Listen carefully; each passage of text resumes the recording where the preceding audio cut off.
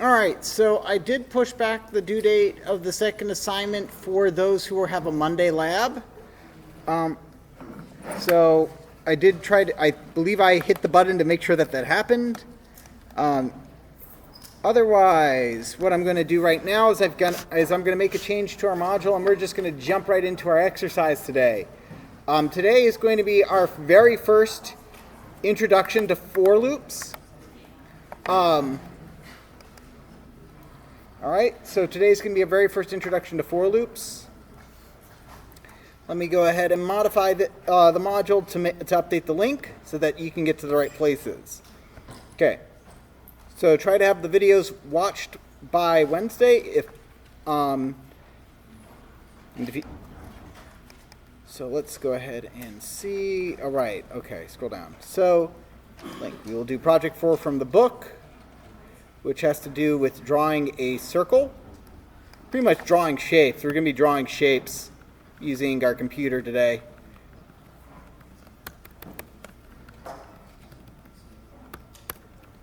Fall 2024 Rosen. Done.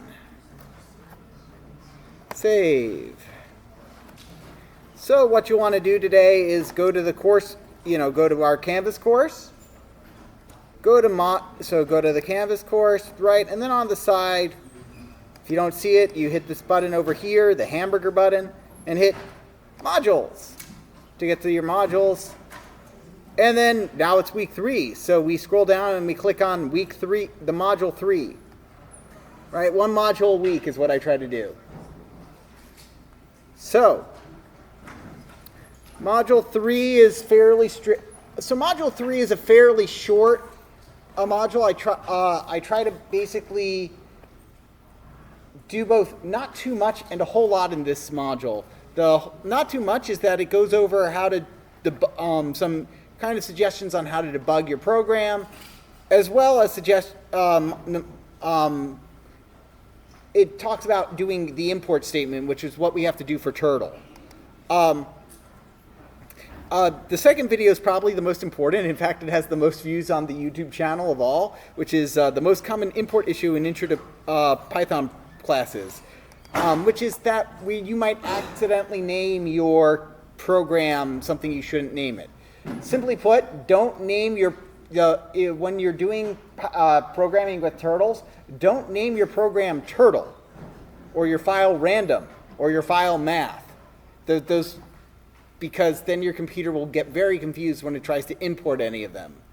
I go over that in detail there, but again, chapter 3 and 4 are your readings for this week, and these are the videos associated with those. So you can either read through the textbook or you can watch my overview of those sections from the textbook. Either works. And then if you use the videos in lieu of doing the readings, then just be sure to click through the readings to say that you check them off. Okay, so for today, again, we're going to go over this exercise from Runestone, which if you instead decide to access it straight from Runestone, it would be exercise 4 over here. Okay. On Thursday, that will be a traditional lecture. That will be one of the few times where I spend the entire lecture actually doing a traditional lecture, because when I say because that gets into what I try to do a lot, which is for loops. I tried to give multiple introductions to for loops this week. Today I'm going to go over it as though you've never seen a for loop before, which the vast majority of you would have not seen a for loop before. And then on Thursday, I will go over for loops as though this lecture did not exist, because it's one of those things worth giving basically an approach in multiple directions. Because that is basically the focus of the next few weeks and the first exam. The first exam, again, will be on week 6. This is week 3. So, all right, so let's go ahead and get started. So today our goal is drawing a circle with the Turtle module. So the Turtle module, if you remember from last Thursday, is a module we can use to do some basic graphics, right? The idea here is that we are going to look down from the top at a turtle. And then so we have this bird's eye view of a turtle, and we're going to tell it to move. And the turtle has a paintbrush attached to its tail, and then that is what it uses. And then by giving the turtles commands, we can tell it to paint stuff. So let's go ahead and import turtle. And I believe it is, so I'm going to go ahead and call my turtle. And these are the two magic lines you need to know. You can call your turtle whatever you want. I like to call my turtle Bob because it's 3 letters and it's an actual name. Import turtle, turtle dot turtle. Sorry, Bob is equal to turtle dot turtle. And the capitalization matters. These are the 2 magic lines you need to know for doing turtles. Okay? And then, let's see, if I do Bob, is it Bob dot shape? This one is not magic. It is just simply one of a few different commands. I think. Is it shape or is it set shape? Yep, it's shape. There we go. And that will actually make Bob look like a turtle, that last line. So this one is completely unnecessary. It's not going to affect your answers at all, whether you have it or not. It is completely unnecessary. Yes? I'm having trouble going in To it says spring 2024. refresh your page. Refresh your page. I should have changed. Refresh your page. I literally just changed it. Let me double check to make sure that the change took. Right? Yeah, it took. So you just need to refresh your page. Got it? Or just change the URL. Copy the URL and just manually change from spring 2024 to fall 2024. Okay. So Bob.turtle. So we've created a turtle like this. Now we can make the turtle move, right? And today we only need a few different, we had a bunch of different commands for turtle. We have up, down to raise and lower the tail. We don't need those today. We also have backwards, which we don't need today. So if today all we care about are 3 different commands for the turtle, which is Bob.forward, assuming it can spell forward, and tell him to move 100, which moves him 100 pixels or picture elements, those little tiny squares that compose of all the pictures that you see on a computer across the screen. So there, he moved and he dragged that marker on his tail or paintbrush on his tail behind him and drew a line. Right? If I were to do another, and then I can do Bob.left 90 to make him do a 90-degree left turn. So now you can see, let me zoom out. So you can see him now, zoom out more. We can see now that he moves and then he turns to left 90 degrees, right? So it's import turtle. Bob is equal to turtle.turtle. That creates our turtle. Next, Bob.shape turtle with the quotation marks tells it that I want him to be a turtle as opposed to a circle, right? We could do a circle or we could do a square. There's a button, and we can even make our own custom shapes and then register them and then make that happen. But otherwise, because we're dealing with turtles and I like reptiles, I'm going with the turtle shape. So now he's facing up. And now I can make him move again. I'm lazy though, and I don't want to type forward because that's a lot of letters. That's 7 whole letters when I could just do 2 instead. That's 5 left. FD is short for forward. Either works. They're both basically the same command. One's just a kind of a nickname for the other. Move forward 100. Boom. There we go. Okay? So we can make him turn any amount of degrees. 120 degrees. We can make him turn 60 degrees. We could make him turn 2.5 degrees. Why not? That's a perfectly valid option. I can make him turn, let's go ahead and do something funny, like 2,500. I could do, that's a bit too many, 2,500 degrees, right? And then, so he moved forward, and now he's making a 2,500 degree left turn, which, and then there we go, right? So again, it's fairly straightforward. And again, there's nothing stopping me from doing a right turn as well. Left and right, forward. That's all we need for today. Got it? Left, right, and forward. All right, so today, what we're going to be doing, our goal is to draw a circle. And to do it manually by ourselves without using the circle command, because there is a circle command built right into Turtle. Right? There is a circle command, but we want to build our own way to draw a circle. Right? We want to see how we can build up to that. And the issue is that we need to start somewhere before we can get to the circle. And where is that? So where are we going to start? We're going to start out by drawing a triangle instead. I know triangles aren't very circular shaped, but we're going to draw a triangle. Now specifically, what kind of the triangle I'm going to aim to draw is an equilateral triangle. Something with equal angles and equal sides. In fact, all the polygons that we're going to be drawing today, all the shapes we're going to be drawing today are regular polygons. What does that mean for those of you who have not had to deal with math since, last spring? That means that we're drawing those shapes that have equal sides and equal angles. So when I say hexagon, I do mean like the hexagon that immediately popped into your head as a picture. When you go and look up a picture of a hexagon, that is the type of hexagon I mean, and not one of those weirdly shaped hexagons. Okay? We're talking regular. Everything has an equal side and equal angle. Why? Because it's going to make it easier to draw. And we can just copy paste. Okay. So our first thing we need to do is that we need to draw a triangle. Now when I draw shapes, and when you draw shapes, in fact when you do anything with turtles that involve like doing anything complicated, I like to try to end where I started. In fact, in this assignment, I think that's what we're going to be doing. So ending where you started. So if we start at the center, so when Bob starts at the center, he's also going to end at the center. Okay? Now, in order to draw a shape, let's break it down for a second. What do I have to do? I have to draw 3 lines.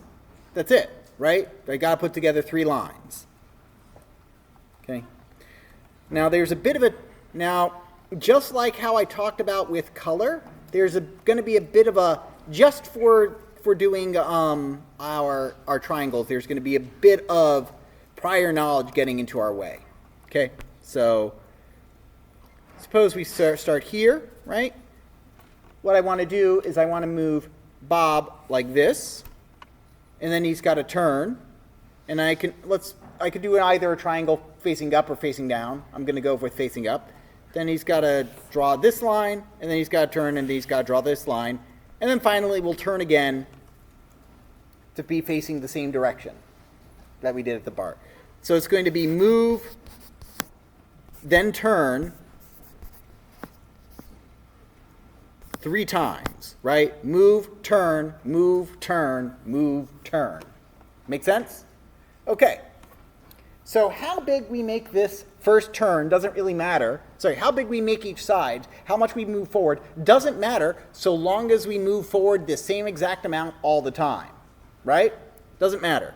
So I'm just going to use 100 because why not? It's a fun number, right? So all the sides will be equal to 100, right? It's an equilateral triangle. Also, all these angles will be the same. Okay, so this is the little bit of annoyance that we have to deal with. Okay, so what's this? So what is the size of this internal angle? This is not a trick question. 60 degrees. Okay, now here's the trick question. How much? If Bob moves this way and ends up here at that X location, how much of a turn to the left does Bob need to make? 120. Bob needs to make a 120 degree turn. Okay? Why? Because he's facing this way, and he needs to turn this way because that's that angle, right? That for his turn, so he can be facing that way. He's got to turn that external amount. Conveniently, what's going to happen today, by the way, just to get ahead of myself a bit, all the turns are always going to, because we're dealing with regular polygons, all the turns are going to add up to a 360-degree turn, right? Because he's going to be facing the same way he started. So he moves, turns 100, he moves 100 forward. Then makes a left turn, right? He's going to move, okay? So he's going to, Bob is going to move forward 100, and then he's going to make a 120-degree turn to the left. And then he's going to do that 2 more times after that. So go and fill in the rest yourself. This is one of those where if you're having trouble with it, you're going to be overthinking it. Or you're just completely lost. But otherwise, right, remember, how do I turn to the left? Bob.left. And the amount you want to do is 120 degrees. Okay? So, go ahead and do that.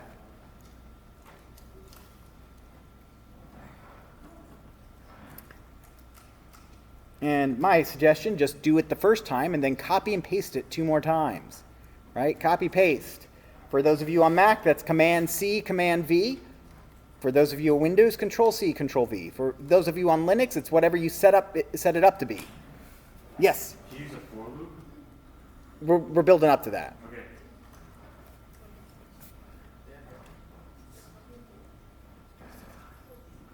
Okay. All right. This one I'm not going to walk around because it's only going to be a minute or so on this one.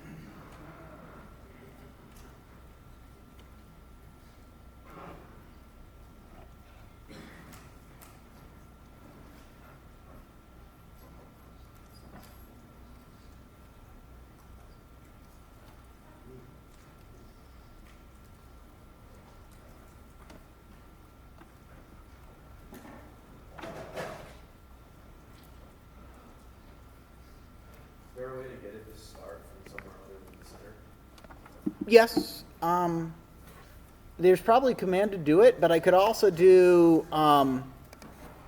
if to do that, I could do something like bob.up to move it without the paintbrush. move it out without the paintbrush, and then use that most harmful of commands, bob.goto,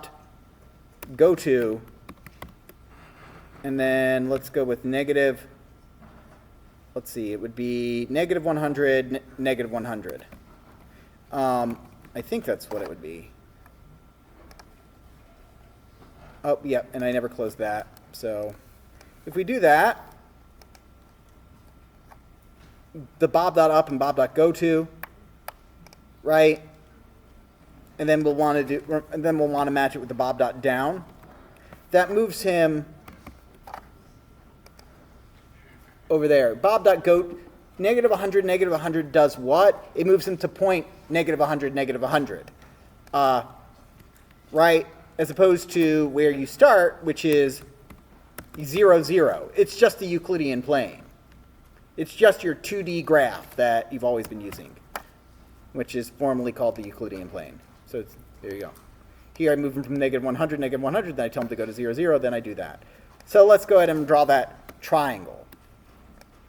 Okay, drawing that triangle is fairly straightforward once we do the first one. Bob.forward, Bob.left,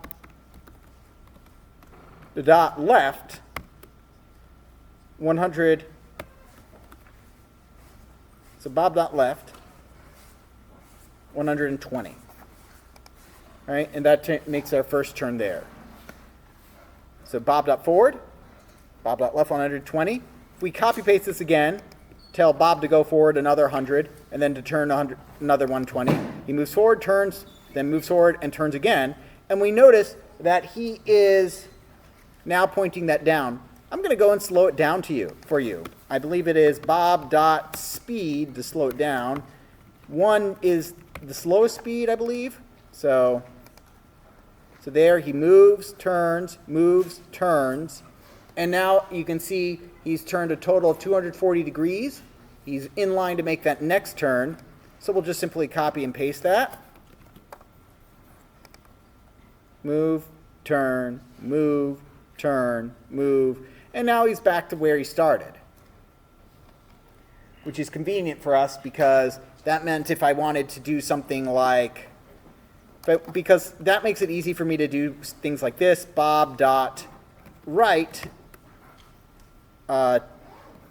50 degrees. Just turn 50 degrees to the right and tell him to do this again, this entire draw a triangle process. So if I do that, him starting out at the same point allows me to do some funky things, like this. We can start, and I could do this, and then I could copy paste this a couple times. In fact, could copy paste this a lot, as you can see, doesn't really matter.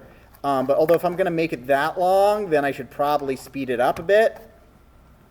And then let me go ahead and zoom out and zoom back in, because what I want to do is shrink this so we can see what's going to go on when I run it. Yeah, this I like Runestone. It's very customizable. So you can start doing more and more complex things. I think I've drawn the Umbrella Corporation logo, I guess, or something like that. So, you know. So anyway, we can do stuff like that. But the actual code that we wanted was this bit over here, which said, which was, oops, do this last one, which is just move forward 100, then turn left, and then copy and paste that 3 more times. Okay. And notice it's saying ask the user for a side length, then draw the square. I'm not bothering asking. I'm just going to, it's going to slow down our ability to complete this if you have to input how long it has. Instead, what we'll do is rather than asking the user, we will just simply set it up when we're setting it up, and we can then replace it later at the end. I'll show you what I mean with this one. So here, we're going to do this again. Import turtle. That's the magic line. And then Bob is equal to turtle.turtle. I suppose I should explain what this one is. It says, ask the user for a side length, then draw a square. Right? So we're moving from triangle to square here. 3 sides to 4 sides. And what we'll do is that rather than doing, and what we'll do is let's go ahead and why don't you take a minute to do that one actually. That's how I want this to go. Take a minute, do this one, right? It's going to work, so do the square. I'm going to leave up as a reference the code for doing a triangle, right? Because if you couldn't do that, then you should be able to take this one over here and go, aha, that's what I need to do because it's 4 sides. And the square has this angle inside. Okay?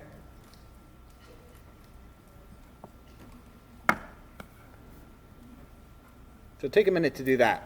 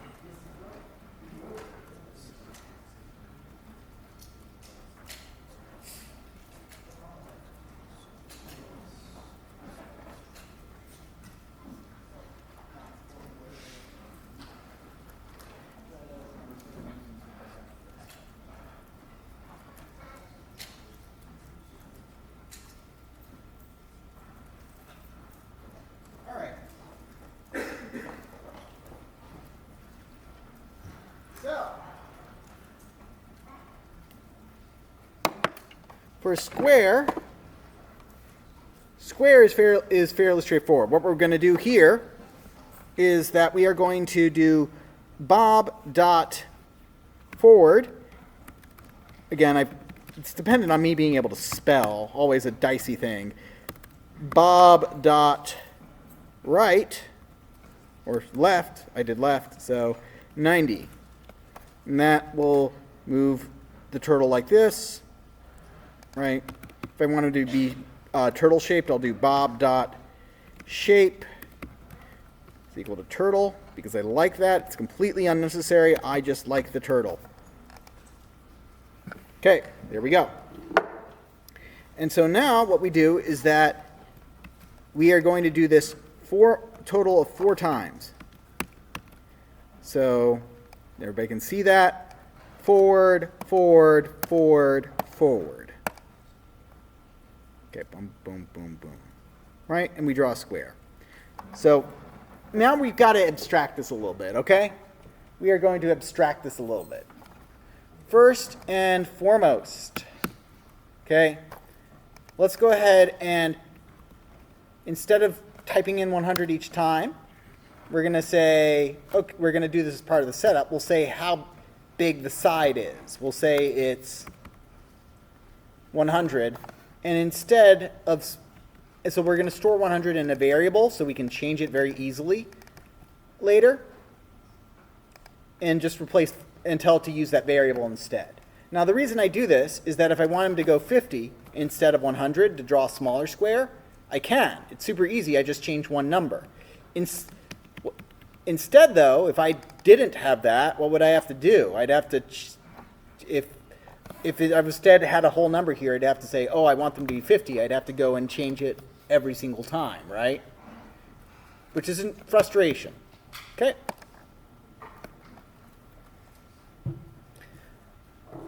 Also, might as well change the angle. Sorry, store the angle that I'm going to be changing them as. 90.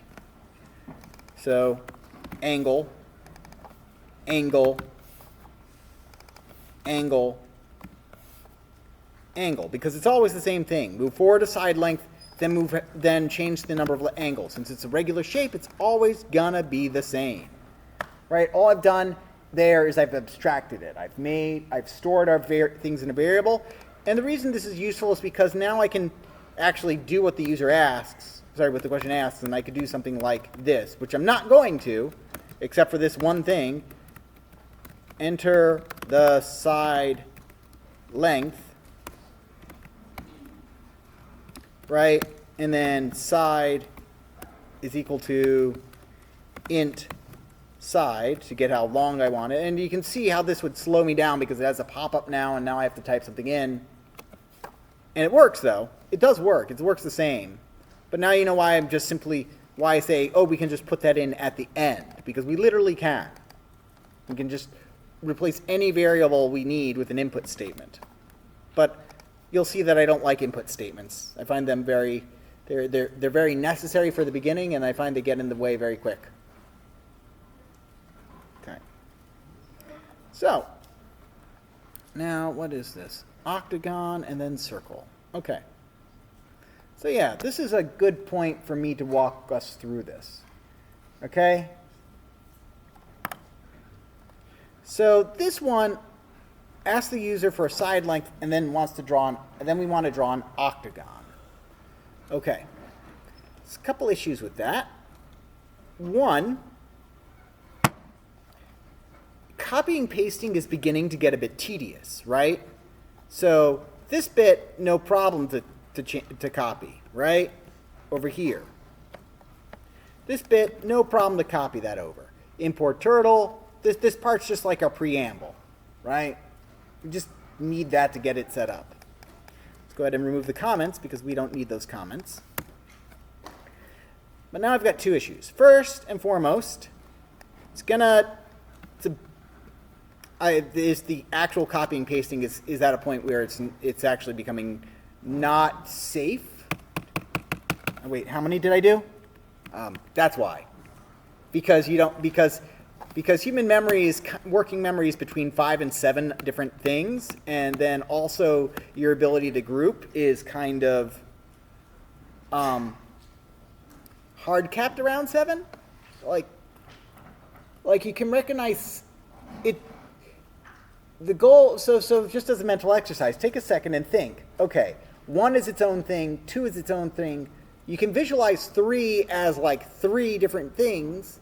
Like you can visualize 3 like the side of a dice, but you can also view it as like 2 and 1, right? And at one point does like a number of visual, and then there's this phenomena that happens is as you get like above 5, things start being grouped together. Like 6 is just simply displayed as 2 3s, right? Mentally. 6 3. So if you think of 6 objects, like envision 6 apples, how did you do that? Did you do that as how did you group that?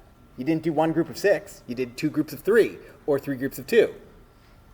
So that's just kind of a mental thing. It's not anything wrong with that. It's just that, wait, how many did I do? Because I'm not good at, then now I have to start counting these. So that becomes the issue, where basically copying and pasting is inexact here, and it's tedious, and also doesn't lead itself for being scalable. The second thing is now I've got to figure out how this angle goes. So before we go back to the octagon, we're gonna talk about for loops, and we're gonna go over it in this context over here. Okay? In the context of the square. Okay? Now, the for loop is, so there's 3 kind of statements we do in any programming, in imperative programming language. And we've been doing one of them, which is the imperative statement. Give me a second. I'm going to basically just kind of comment out all this code. It's actually a very nifty trick you can do in Python. I believe I explained how there's something called a multi-line string, right?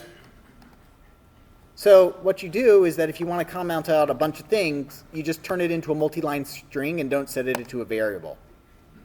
And then it suddenly has become commented out. It's a little trick, useful, because now you can see, boom, it runs, doesn't do anything. Code's effectively commented out. All right, so talking about for loops. A for loop is a means of doing the other statement in Python, the iterative statement, or repetition, okay? Now, it looks weird, but the way it's going to look for right now, simplified, is for thing in other thing. For thing in other thing. That's generically what's going to, and then a colon. Okay? Specifically, the way I'm going to do this is going to be for blank in range. And let's go with for a minute. Just to kind of show you. Print hello. So a couple things are going to be going on here that you need to pay attention to all at once. Okay? Hello, hello, hello, hello. Printed out 4 hellos. So this is the first form. So this will take many forms for us. Sometimes it will be for letter in word. Sometimes it will be for item in list. Other times it will be for number in range. And this is for number in range. I'm just simply leaving it blank, this part blank. That's what the underscore means. I'm leaving it blank. For blank in range, for. This basically says, I want to do something that repeats 4 times. I want to do something that repeats 10 times. I want to do something that repeats -1 time. Good luck with that, right? It's not going to happen. No, it's got to make sense. Got to be a number. 1 time, something that repeats once, twice, 20 times, 200 times. Knock yourself out. So that's what the statement for loop does. Now, it simply just loops this. It does it again and again and again. I'm going to do for because we can easily look at for and identify it. See how the object is how what we have is print hello. Now, the way Python does this is says, I want the loop to repeat anything that's inside of it for this number of times. Okay? I want to repeat something that's inside of it this number of times. Okay? So here I've got print hello. And it's because the hello is inside of the for loop, it's going to repeat it 4 times. And then I'm going to do print goodbye.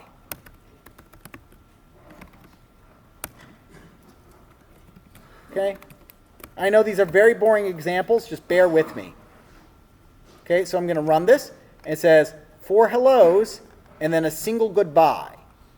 So why did it do 4 hellos but only 1 goodbye? Because a for loop repeats what is inside of it.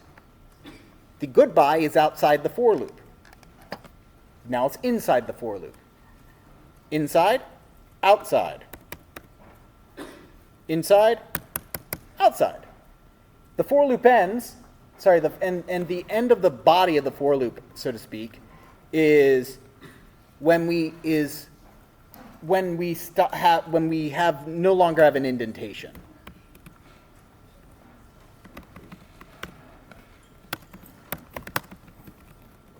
There we go. So here we've got hello, goodbye, hello, so goodbye, hello, goodbye, hello, goodbye, goodbye for real. See, because the goodbye is inside the for loop now, it's going to print out the goodbye is going to print out 4 times as well. Print hello, goodbye, hello, goodbye, hello, goodbye. It repeats the entire block of this statement 4 times. Make sense?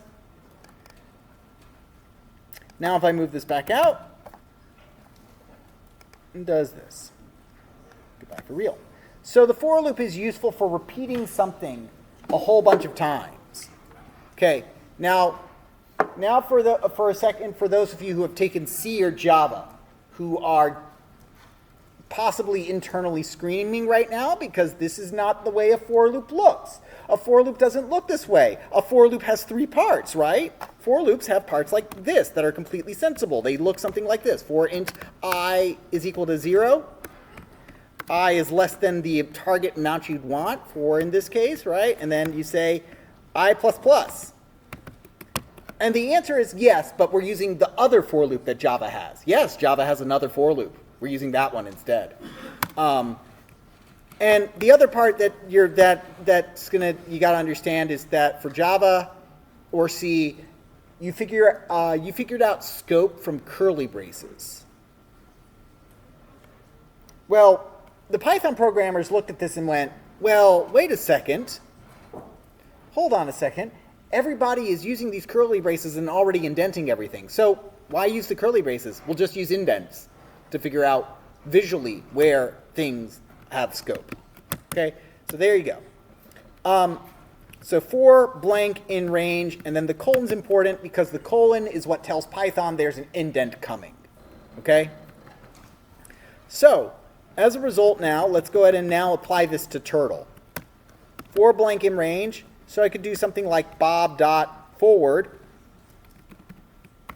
100, and he'd move forward 100, and he'd move forward, whoa, where'd you go, Bob? Right? He moved 100 forward 100 4 times, right? 100, 100, 100, 100. Let's go ahead and tell him, let's go ahead and, just for the sake of this, backwards. Or it's backward? Yeah. Right? And so if we save and run this, we'll see forward, backwards, forward, backwards, forward, backwards, forward, backwards. Right? He does that 4 times. Why? Because forward and backwards are both inside the for loop. Right?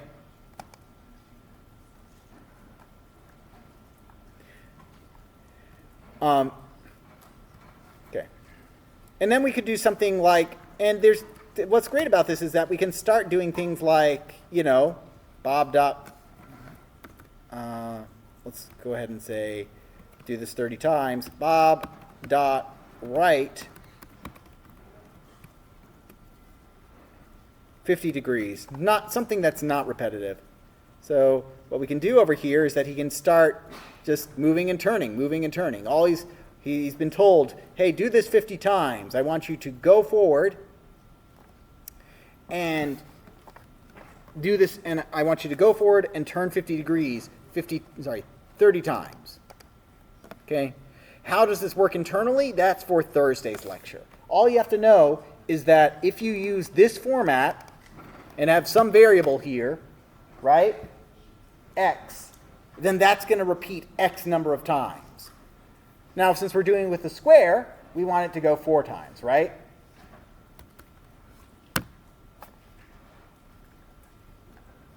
Let's go ahead and change the variable names up a bit. Let's call this length. And then what we'll do is that so what we'll do is we'll say for range in 4, Bob Ford length. Make sense so far? We're going to just simply replace, we're going to tell Bob move the length, and then we got to tell it to move the right amount, which is not 60. I want you to do this 4 times, Bob. I want you to move forward some length, and then I want you to turn right 90 degrees. Sure, right, left doesn't matter. We were doing left earlier, so I'll change it back to left. Boom, boom, boom, boom. Right? So we did, so forward, left, forward, left, forward, left. He just did, this is all he does. He's just repeating this statement. And so we've got angle over here. Okay. Yes? So when we beat it retrace, why doesn't it go back on the same line? Why is it like almost at random? Sorry? It should be on the same line. He should be... No, the earlier. Oh, he was just doing forward, backwards, forward, backward. Oh, because you mean... Sorry, 1 second. Let me rewind the code. When I was doing this... Not that one. Sorry, not that one. This one. Why was he doing this? Because he was going 50 degrees, which is not an even number of turns for any regular polygon. So he kind of is always offset from where he was. So I'm just kind of doing a weird... So he's less drawing a shape and more drawing a very weird and elaborate spiral, which is what turtles are really good at. So, all right. So now that can move us over here. So now we have something we can use, and let's go ahead and backfill a bit, okay? Let's go ahead and take what we have. Okay, I'm going to take what we have, and I'm going to move it back to the triangle. Triangle's super easy, right? For the triangle, what we would want to do is just simply change the angle to 120 and the range to 3. Right? Do this 3 times. Move the length and turn the appropriate angle 3 times. Okay?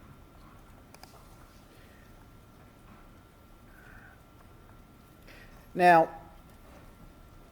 let's see. So now let's go for the octagon. Okay.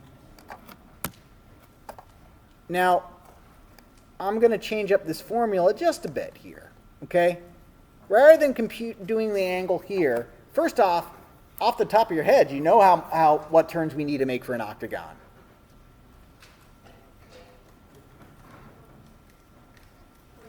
$45 is probably the right answer. Yeah, because you need to make twice as many turns, which is twice as many as the square, which means it's half the angle of the square, which means it's 45. So yes, it's 45. But that involves math. I don't like having to do math in my head if I can get away with it. So instead, I'm going to make the computer do the math for me. Okay? And what we'll do is that I'm going to change this up. I'm going to say the length of this is 100, right? This is the length of the side. And then I'm going to say, how many sides do I want to draw? I want to draw 8 sides. Okay? And the reason this is now I'm going to make this I'm going to make this a heck of a lot more generic. I'm going to make this super easy for us to draw any shape we want. Okay? So for blank in range. So first off, let's just get that octagon down. We want to do 8 sides for an octagon, right? Length is, so we're going to tell Bob, Bob, you need to move forward. Let's keep it on 8 and 100. Why not? Move forward 100, which we could just simply replace by length. And then you were so gracious to figure this out. So the angle is going to be a left turn of 45 degrees, right? Boom, boom, boom, boom, boom. There we go. Okay. 45 degrees. Okay. Now I can simplify this a bit right over here by taking this variable over here, right?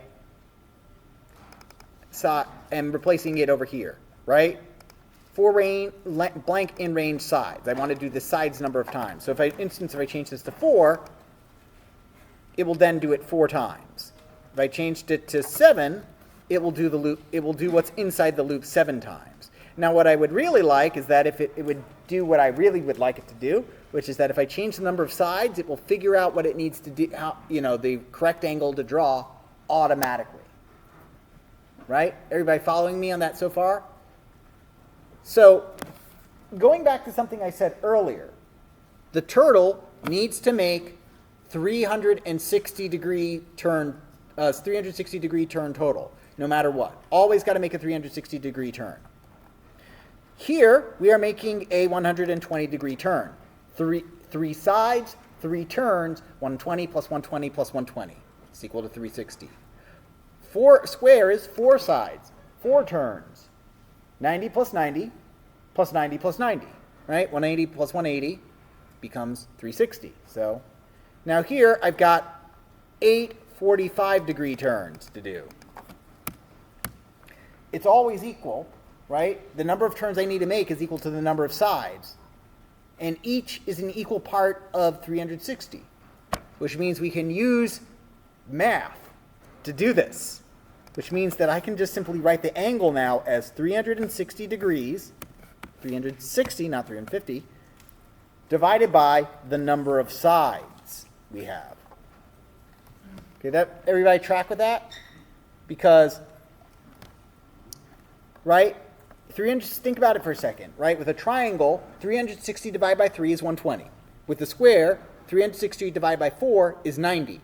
For here, 360 divided by 8 is 45, which is the turn we needed, right? So it works. We've seen it work. But now, first off, let's go ahead and reduce the size of the length so that's something that the turtle's not going to go out of bounds with, to maybe 50 to maybe something size 50. There we go. Boom, boom, boom, boom. We've got our octagon. But now I could put in any arbitrary shape, right? I could put in a septagon, right? Which is one that is really weird to draw because it's 7 sides, and that feels somehow hard to do. I mean, I say somehow hard. Look, I've taken a couple of tests in my time, and I scored in the first percentile for visual processing. That's not a bragging, by the way. That is the first percentile. That means if I get in a room with 100 people, I'm the worst. You're thinking of the 99th percentile. I'm the worst at visual stuff. So there you go. So if you're having trouble with this, don't worry. I'm there with you. So, I'm terrible at visual stuff. So but the math I understand. And the idea here is that if we have a shape and we want to make as many turns, an equal number of turns, then we just simply divide by the number of sides it has, because it needs that many angles. Each angle needs to be an equal portion, and using the division and dividing something gives you a way of splitting it up equally. So here, let's go to a 10-sided shape. Okay? Now, something's happening as we're going up, right? If I go up to 20 sides, yes? Oh, go ahead. Something's going up. If something's happening as I'm going up, let's go ahead and reduce the length down to something like 20 now, because I'm doing a 20-sided shape. It's drawing something that looks a heck of a lot like a circle. In fact, during COVID, my kid was like 4 at the time, and he was getting into shapes while I was doing these lectures, and he said, and he asked me, Daddy, what's a million-sided shape called? Right? Because an octagon's an 8-sided shape, of course, so a kid immediately wants to know what a million is. And so I know now that a million-sided polygon is called a megagon. Very easy to remember, megagon, right? And now the reason I bring this up is that I look at this, right? That looks like a circle to me, right? You couldn't tell that's a million-sided shape, right? Not unless you really zoomed in on it, you wouldn't know. In fact, at some point, right, this becomes at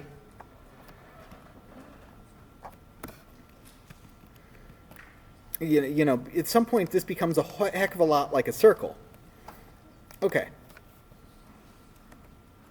So if I draw 50 sides, right, that's even though it's going off the screen, that's indistinguishable from a circle, right?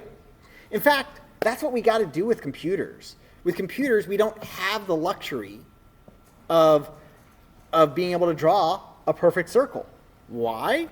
Because your screen is made of squares. There's no way you can make a circle. You can just simply trick your eyes into thinking it's a circle. So there's a couple of jumps we need to make. So the final part of this is a bit of a jump, okay? Ask the user for a radius and then draw a circle with that radius, okay? And this one, I admit, is a huge jump, okay? And I will go through it. But let me go ahead and read through this. So the plan is I'm going to read through this, and then I'm going to give you maybe 5-8 minutes to brainstorm and try it. Not to solve it, because I don't expect you to solve it in 5 to 8 minutes. That would be asking a lot. But I want you to kind of just take your idea and work at the problem a little bit. Maybe work with the person next to you. And then I'll come and show you how to do that. Okay? So again, the point we made here is that we think of a circle being perfectly round. We can't make it on a screen perfectly round on a screen, even if we could just draw it, had a magic wave draw it. So instead, we will make a very circle-ish thing. I recommend a 30-sided shape is generally good enough, or a 20-sided shape is good enough, right? And so the second part was, how far did we have to make the turtle turn for this triangle, square, and octagon? So we kind of figured that out.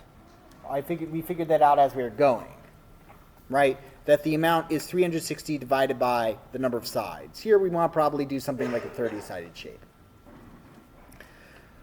So to make the leap to drawing the circle, we need to figure out how many sides we need and then how much to turn. Okay? Now here is the problem. We need to ask the user for the radius and then draw that circle with the radius. Why are we changing the radius? Well, because notice that whenever I change the how many shapes, how many sides I have, that changes how big the circle is, right? Right? 20-sided shape, right? Here I'm going with length 20, 20-sided shape, a 20-agon, and now I'm going to a 50-agon, and that has 50 20 sides, and that becomes a lot of a bigger thing. So here we want the user to give us some radius. Let's go ahead and get you started off. Okay? We needed to figure out, we have some radius here.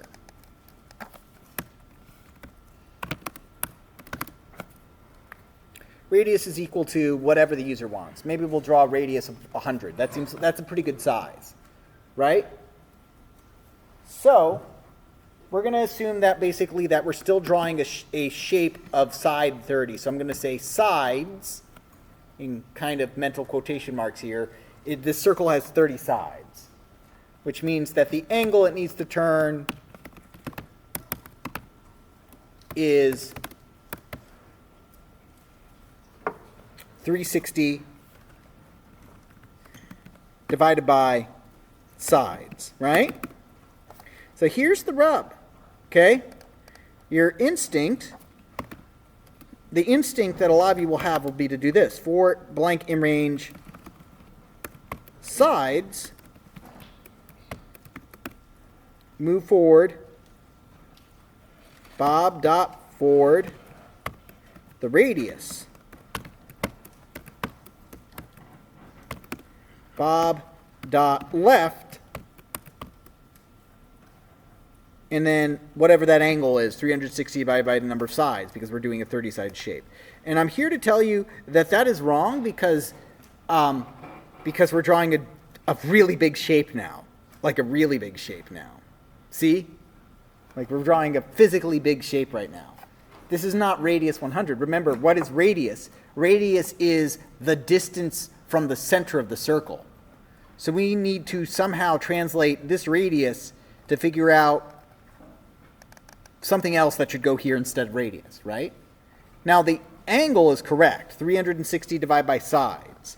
So what goes here is we need to figure out how long a side should be. So take a couple minutes to just think about how do we get from there. It may be useful to kind of try to review what are the formulas for a circle. Just take a few minutes to do that, okay? And I'll reveal the answer. And feel free to talk to the person next to you and brainstorm, okay? Sir? Yes.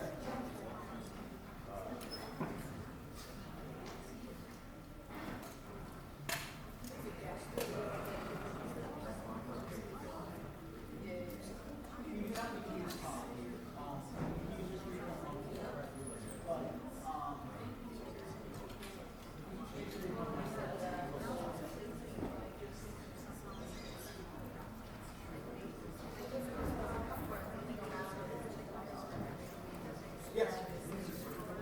Sorry? You can, but I'm trying to figure out how to basically make their own set. Trying to understand how they're making their own more powerful. If that makes sense.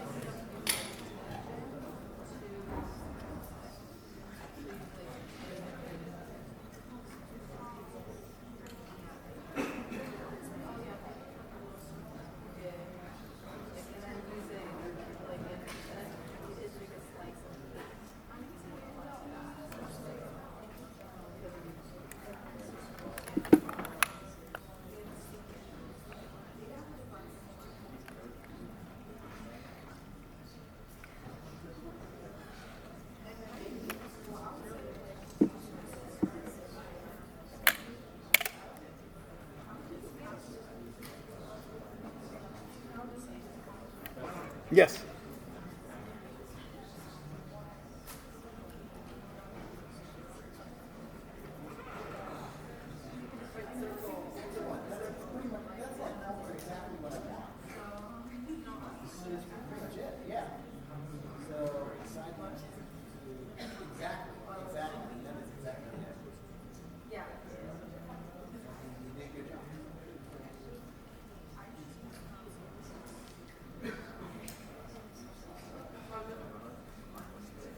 All right.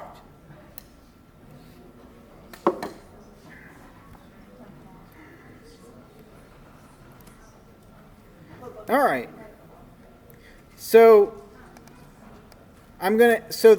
so the issue is, by the way, so I'm going to give you, so if you haven't gotten it there yet, I'm going to give you your hint. The issue is that you got to answer your question with another question. Okay? The first question is that the initial question is how long what should be in forward, which means how long should a side be? And then the question you need to answer before that is, okay, I'm drawing this fake circle, right?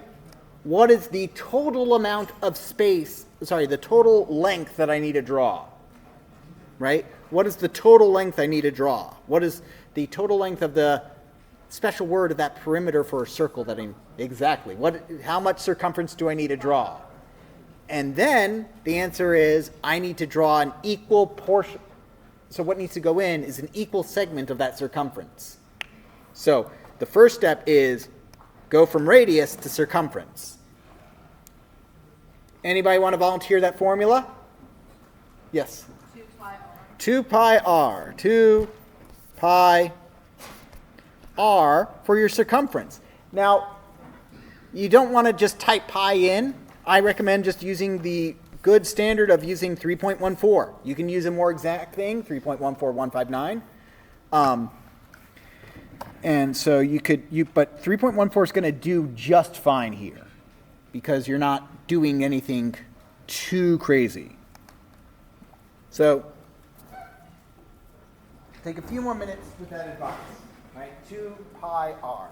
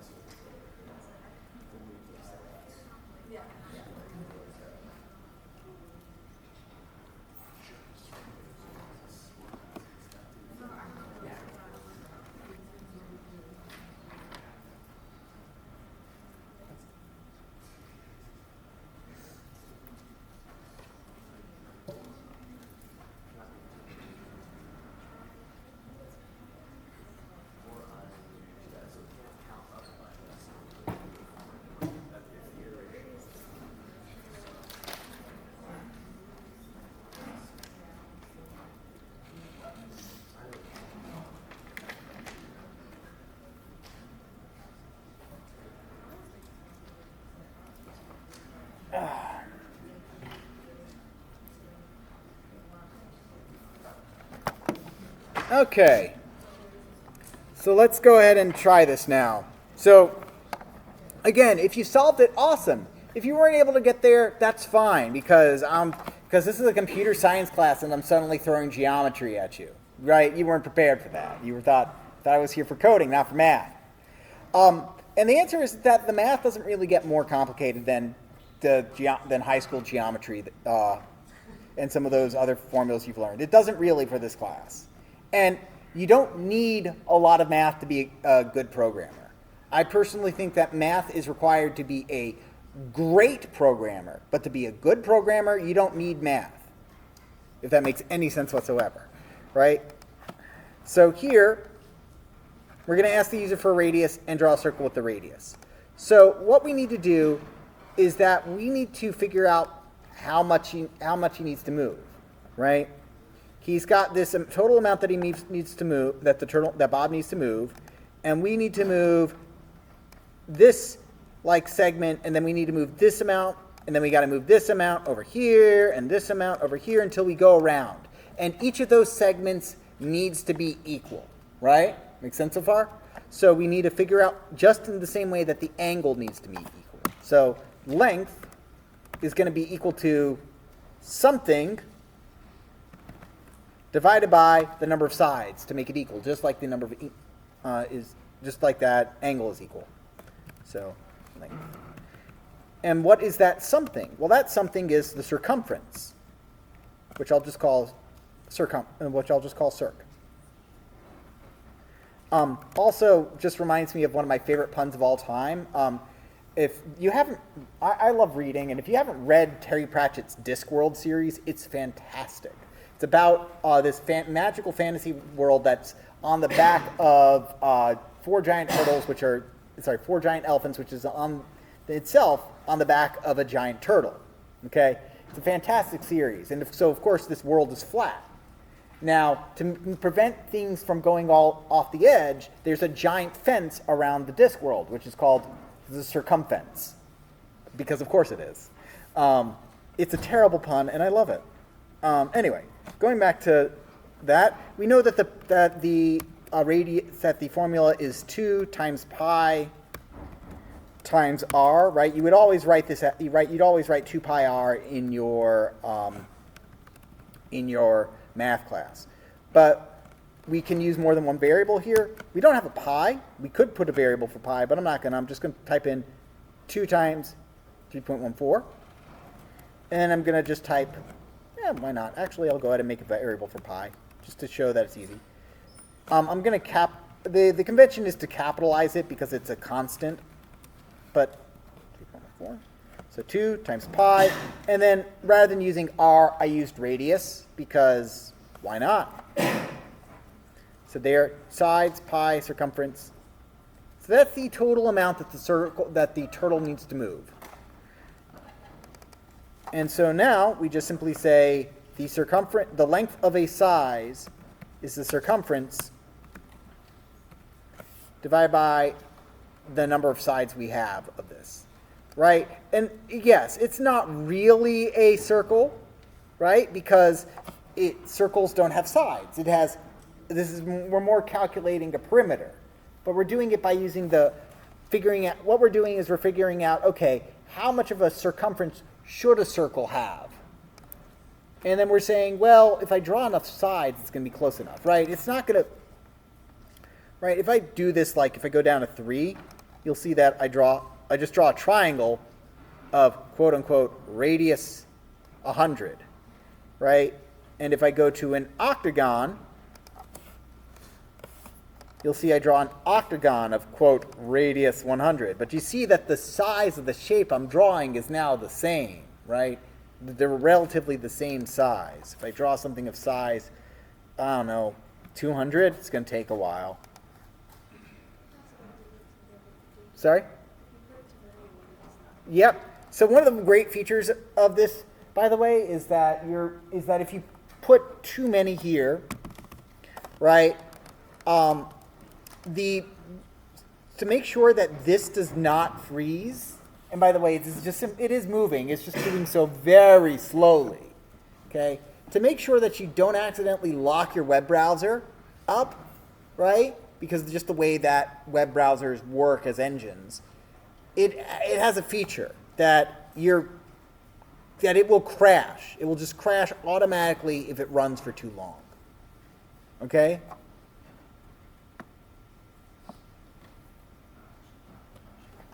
So here, right, timeout, program exceeded a runtime limit on line 15.